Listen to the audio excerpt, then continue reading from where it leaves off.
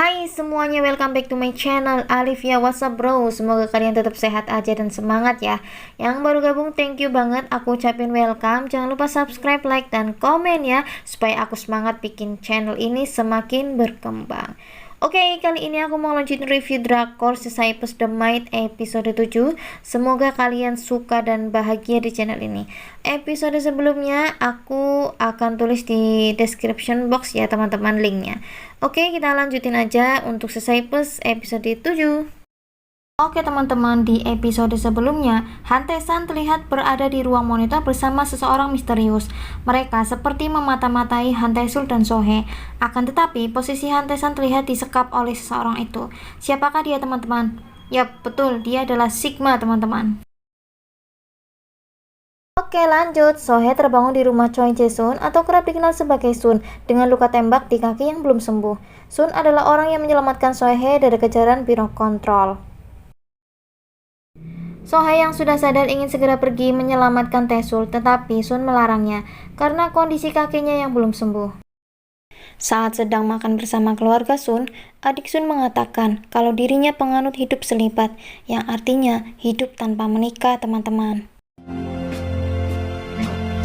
Ketika sedang duduk berdua, Sun bercerita kepada Sohee. Ketika dia ditinggal di stasiun oleh Sohee, dia memutuskan pulang ke rumah dengan berjalan kaki karena dia tidak punya uang sepeser pun. Tapi dia melihat bosnya yang meninggal diduga bunuh diri.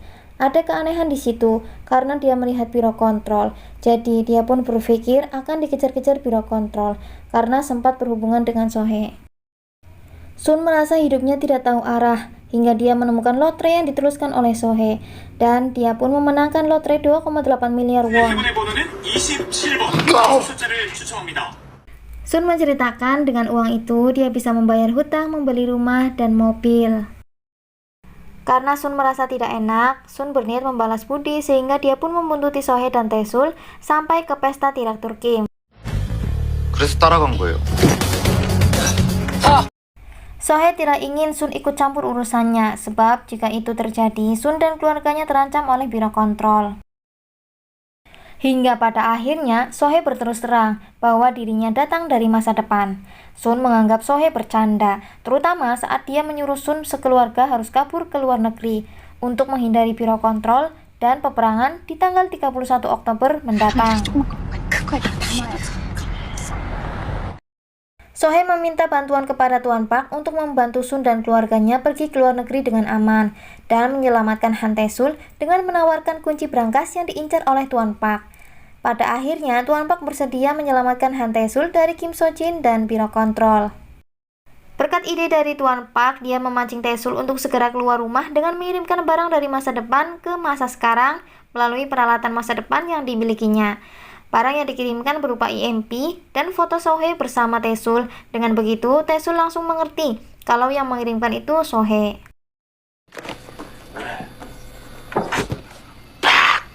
집에 저녁 10시까지 도착하기 우체국. 바로 다운받습니다. 제대로 들어오면 Rencana itu pun berhasil. Taesul langsung melarikan diri dari Sojin ke pasar peralatan Hannam. Sohee pun dibantu oleh Sun ke pasar peralatan Hannam, tempat Han Taesul kabur dengan membawa senapan peluru karet di tangan dan menembaki orang-orang yang mengejar Han Taesul.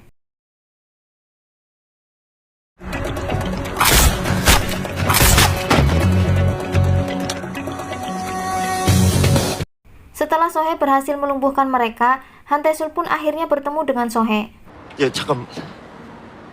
Bahkan mulai sekarang orang yang dipercaya Taesul adalah 뭐가 Sohee. 진짜고 뭐가 가짜인지 진짜 모르겠어.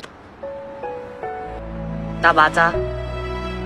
Sesuai kesepakatan, Sohee memberikan kunci brankas kepada Tuan Park.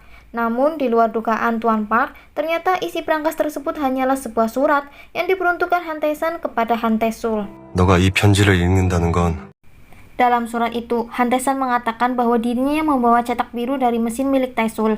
Ia tidak ingin Han Taesul terluka sedikit pun dan melarang untuk mencari keberadaannya. 왜?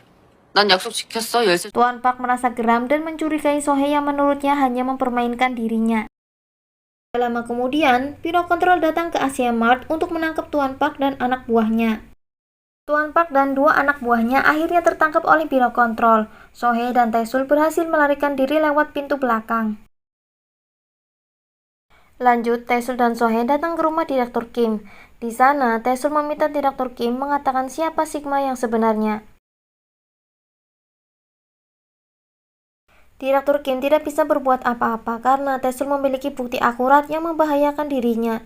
Sebelumnya, ketika Taesul dan Direktur Kim sedang berdebat, Taesul meletakkan alat perekam pada kaki kursi tanpa sepengetahuan Direktur Kim. Bahkan, jika Kim tidak mengatakan kebenaran, Han Taesul akan menjebloskan Sojin ke penjara.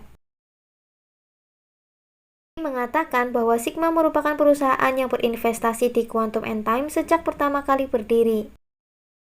Sigma menawarkan obat untuk istrinya sekaligus ibu dari Kim Sojin agar tidak sakit-sakitan. Dengan tawaran itu, Direktur Kim akhirnya menyepakati kerjasama Quantum and Time dan Sigma.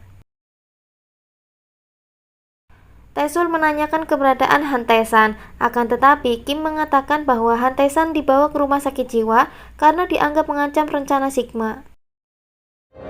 자기가 하는 일에 방해가 된다고 정신병원에 넣으라고.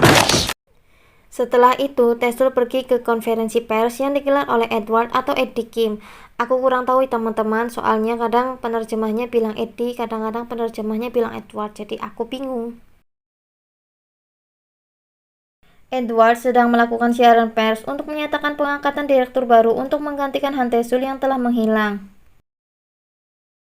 Di saat bersamaan, Taesul muncul untuk mengatakan kemarahannya kepada Sigma. Lalu Taesul pun mengambil alih pidato Edward Kim dengan menekankan kepada Tae-san untuk selalu menjaga kesehatannya dan mengancam kepada Sigma yang sedang melihat berita tersebut bahwa dia akan segera mendatanginya. 이 새끼야, 이 찌질 같은 새끼.